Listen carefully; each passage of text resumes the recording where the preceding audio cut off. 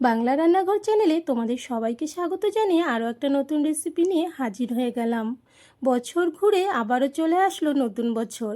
নতুন বছর মানে পয়লা বৈশাখ। পয়লা বৈশাখে সব দোকানে ঘরে গণেশ পুজো হয়ে থাকে আর মিষ্টিমুখ করা হয়, সবাই কিন্তু মিষ্টিমুখ করে। তাই পয়লা বৈশাখ স্পেশাল তোমাদের সঙ্গে দারুণ মজার মাত্র 2টি উপকরণে তৈরি হয়ে যাওয়া একটা সুইট আইটেম শেয়ার করছি। আজকে আমি তোমাদের সঙ্গে ছানা তৈরির ঝামেলা ছাড়াই খুব সহজে কিভাবে কালাকাঁদ ঘরে বানিয়ে নেবে সেই রেসিপিটাই শেয়ার করছি। তাহলে চলো রেসিপিটা দেখে নেওয়া যাক। ছানা তৈরির ঝামেলা ছাড়াই কালাকাঁদ রেসিপিটা তোমাদের সঙ্গে শেয়ার করব। তাই দেখো, এখানে আমি নিয়েছি পনির।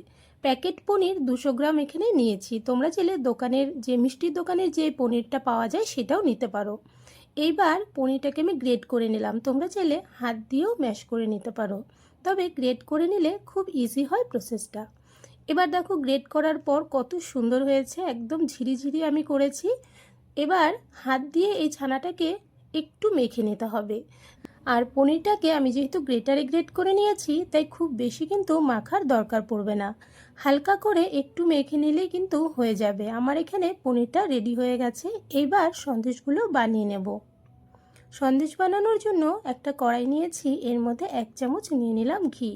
তোমরা চাইলে এই ঘিটা নাও দিতে পারো, তবে ঘিটা দিলে ফ্লেভারটাও বেশ ভালো হয় আর খেতেও বেশ ভালো লাগে। তবে চাইলে স্কিপ করতে পারবে ঘি, কোনো সমস্যা নেই। এবার এর মধ্যে আমি গ্রেট করে রাখা পনির দিয়ে দিলাম। দিয়ে গ্যাসটা একদম লোতে রেখে এটাকে মিশিয়ে নেব 1 মিনিটের মতো। খুব বেশি সময় কিন্তু মেশানোর দরকার নেই। আর অবশ্যই গ্যাসের আঁচটা কিন্তু একদম লোতে করে রাখবে। এবার ভালো করে মিশিয়ে নিচ্ছি, যাতে করে পনির এবং ঘি খুব সুন্দরভাবে একসঙ্গে মিশে যায়। এদিকে দেখো, মিশিয়ে নেওয়া কিন্তু আমার হয়ে গেছে, আর মেশানোর দরকার নেই। এইবার এর মধ্যে আমি অ্যাড করছি কনডেন্স মিল্ক।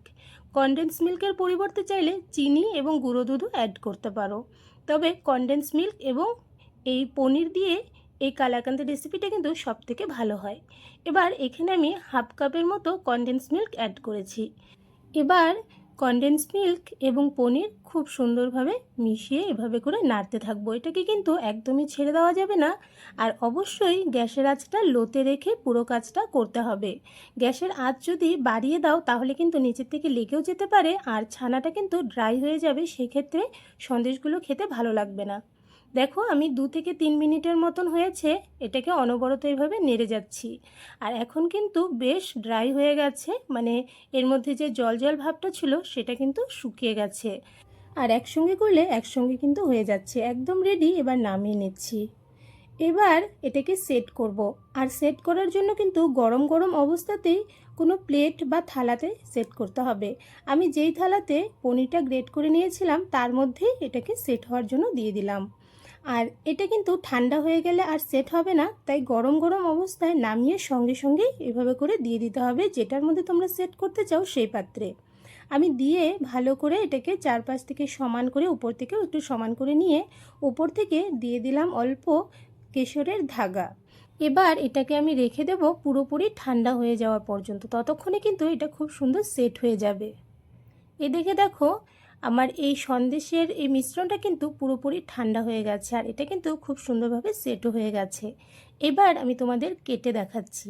একটা চাকু দিয়ে কিন্তু খুব ইজিলি এটা কেটে নেওয়া যায়, যেহেতু কালাকাঁদ মিষ্টিটা খুব সফট হয়, খুব তাড়াতাড়ি খুব সুন্দরভাবে কিন্তু কেটে নেওয়া যায়।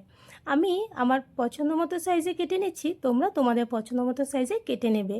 আর এই পয়লা বৈশাখে এইভাবে করে অবশ্যই এই সন্দেশটা বানিয়ে দেখো। মাত্র 5 থেকে 6 মিনিটের মধ্যে তৈরি হয়ে যায়, আর খেতে তো দারুণ মজার। একবার বানালে দোকান থেকে আর কিনে খেতে কিন্তু মন চাইবে না। আর এই কালাকাঁদ রেসিপিটা কেমন লাগলো অবশ্যই কমেন্টসে জানিও। ভালো লাগলে লাইক করো, শেয়ার করো, এবং চ্যানেলে নতুন হয়ে থাকলে চ্যানেলটাকে সাবস্ক্রাইব করে আমার পাশে থেকো এইরকমই আরও নতুন নতুন রেসিপি ভিডিও সবার প্রথমে পাওয়ার জন্য। আর এইরকমই আরও একটা নতুন রেসিপি ভিডিও নিয়ে তোমাদের সঙ্গে আবারও দেখা হবে। আজকের জন্য বাই বাই।